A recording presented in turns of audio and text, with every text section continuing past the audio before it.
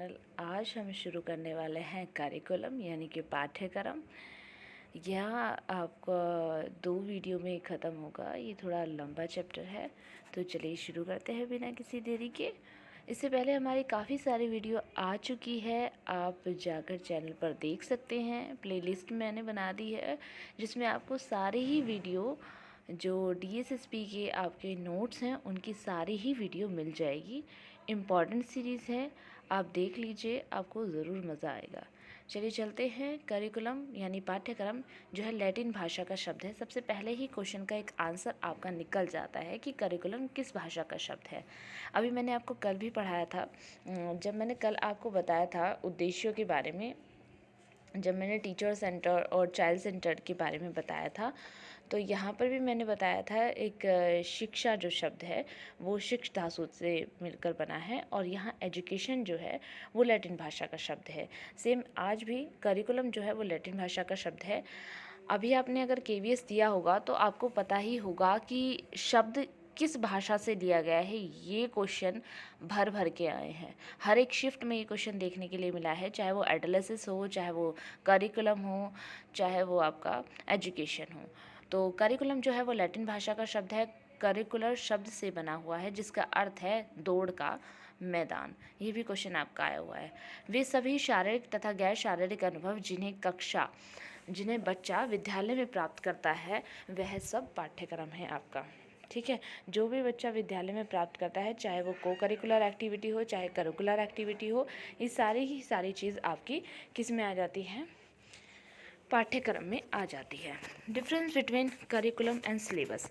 Syllabus की अगर मैं बात करूँ तो वो पर्टिकुलर एक सब्जेक्ट का होता है, पर जब मैं करिकुलम की बात करती हूँ तो इसमें ओवरऑल सारी चीज़ें आ जाती हैं, सारा डेवलपमेंट बच्चे का आ जाता है। देखिए यहाँ पे लिखा भी है, सिलेबस एक निश्चित कक्षा को निश्चित समय में 1 वर्ष में पढ़ाई जाने वाली संपूर्ण विषय वस्तु की रूपरेखा होती है। यानी कि जब आप एक फ्रेमवर्क तैयार कर देते हैं कि हमें इतना जो है वो बच्चों को पढ़ाना है। यहाँ पर कुछ एग्जाम्पल दिया हुआ है, आप पढ़ सकते हैं।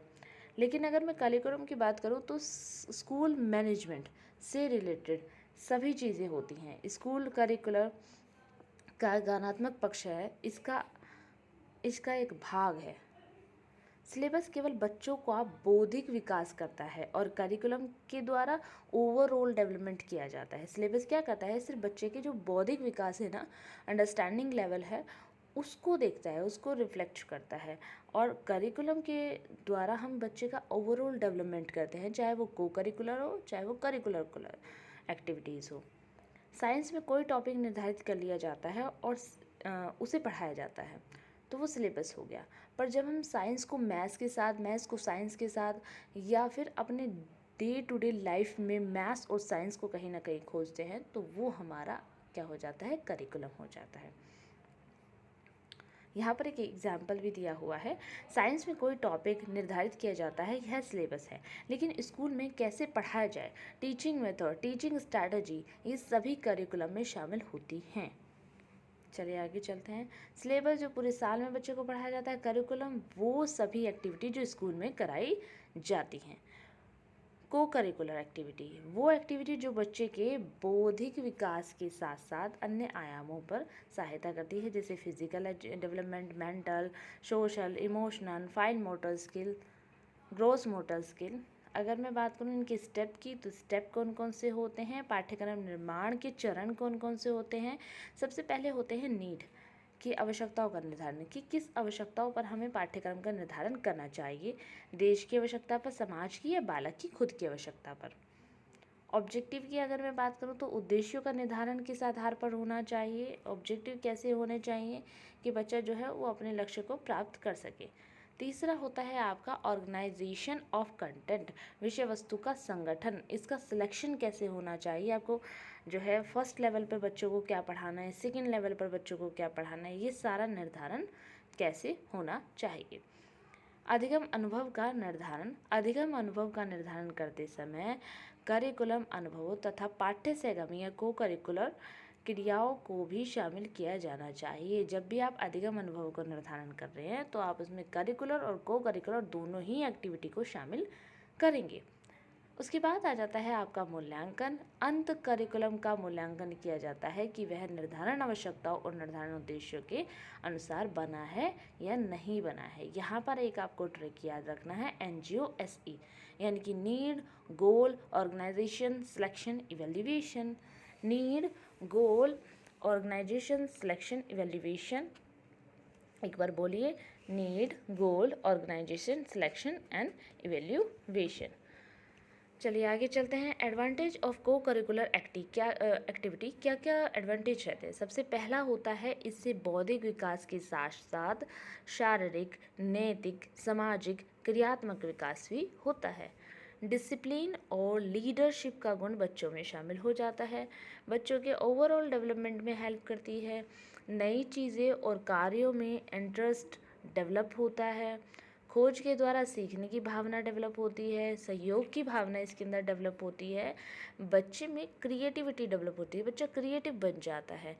विद्यालय में पाठ्यक्रम को उन्नत बनाने में इसका महत्वपूर्ण योगदान होता है। लर्निंग में और क्लास में इंटरेस्ट क्रिएट होता है बच्चे का, बच्चे को बोरियत महसूस नहीं होती। आप किसी एक चीज़ को बुरी तरीके से पढ़ाए जा रहे हैं, जैसे मैथ्स और साइंस, ज़्यादातर बच्चे होते हैं जिनको समझ नहीं आता तो वो पीछे सोते रहते हैं। पर आपको इस तरीके से बच्चे को पढ़ाना है कुछ किसी एक्टिविटी के थ्रू कि बच्चा बोरियत महसूस ना करे। छात्रों में विभिन्न विभिन्न नैतिक व सामाजिक गुणों का विकास होता है। इससे ही किससे? पाठ्यक्रम से। पाठ्यक्रम में केवल किताबों का ज्ञान ही बच्चे को नहीं दिया जाता, बल्कि उसको मोरल डेवलपमेंट, उसको सोशल डेवलपमेंट के भी जो फैक्टर होते हैं उनका विकास किया जाता है। बच्चा खेल के मैदानों में सभी लर्न करता है, गतिविधियों में पार्टिसिपेट करता है, डिबेट, स्पीच। तो यहाँ से बच्चे के अंदर ना कम्युनिकेशन स्किल भी डेवलप होता है। एक बच्चे के अंदर जो घबराहट वाली जो सिस्टम होता है, जैसे मान लीजिए कि कोई बच्चा किसी बच्चे को फियर है, स्टेज फियर है, या किसी बच्चे को अपनी बातें कहने में डर लगता है, तो इस तरीके की जो एक्टिविटी बच्चे को शुरू से ही करा दी जाती है तो बच्चा जो है वो स्ट्रॉन्ग हो जाता है और उस चीज़ को फेस करने लग जाता है। बच्चे का मनोरंजन होता है और इस तरह बच्चे जल्दी सीखते हैं। बच्चों में अनुशासन, सेल्फ डिसिप्लिन की आदत विकसित होती है। आपको यहाँ तक सारी चीज़ें क्लियर है। ये जितने भी पॉइंट्स हैं, इन सब पॉइंट्स को आप नोट डाउन कर सकते हैं और आप इसके बारे में अगर आपको कोई भी डाउट है तो आप पूछ सकते हैं। उसके बाद आता है आपका basic elements of curriculum. Basic elements कौन कौन से हैं करिकुलम के, तो आप जानते ही हैं। करिकुलम के बेसिक एलिमेंट्स कौन कौन से हैं? आपका उद्देश्य हो गया, विषय वस्तु हो गया, फिर टीचिंग लर्निंग प्रोसेस हो गई, एक्टिविटी हो गई, और फोर्थ आपका इवेल्युएशन हो गया। ये 4 ही आपके बेसिक एलिमेंट्स होते हैं। ओके, आई होप आपको ये वीडियो पसंद आई होगी। अगर आपको पसंद आई है please like, share and subscribe. इसके अगले आने वाले पार्ट में हम करेंगे टाइप ऑफ करिकुलम। और यहाँ तक अगर आपको कोई भी तरीके का डाउट है तो आप कमेंट बॉक्स में कमेंट कर सकते हैं। Thanks for watching this video.